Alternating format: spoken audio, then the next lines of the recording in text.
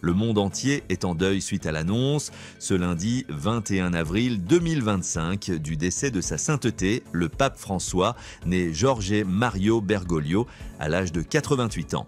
Le Vatican a confirmé cette disparition qui marque la fin d'un pontificat profondément emblématique pour l'Église catholique et la communauté internationale.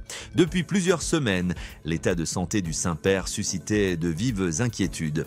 Hospitalisé à l'hôpital Gemelli de Rome à la mi-février en raison d'une double pneumonie, il avait été placé sous surveillance médicale étroite.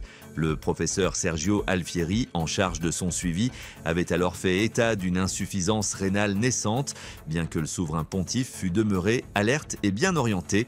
Fidèle à sa mission pastorale jusqu'au bout, il continuait à exercer son ministère depuis son lit d'hôpital, notamment en adressant un message de soutien aux curés de la paroisse de Gaza.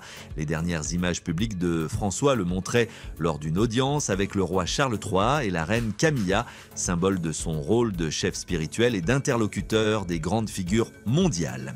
Né à Buenos Aires le 17 décembre 1936, Jorge Mario Bergoglio découvre sa vocation religieuse à l'âge de 17 ans dans l'église San José, dans le quartier de Flores, où il dit avoir ressenti de manière saisissante la miséricorde divine.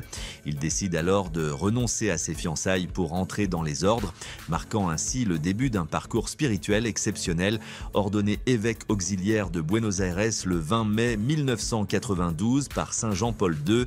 Il gravit progressivement les échelons de l'Église jusqu'à succéder au pape Benoît XVI, qui renonça à sa charge le 11 février 2013. Lors du conclave qui suivit, Jorge Mario Bergoglio fut élu pape le 13 mars 2013, devenant le 266e souverain pontife de l'histoire de l'Église. Son élection restera gravée dans les mémoires.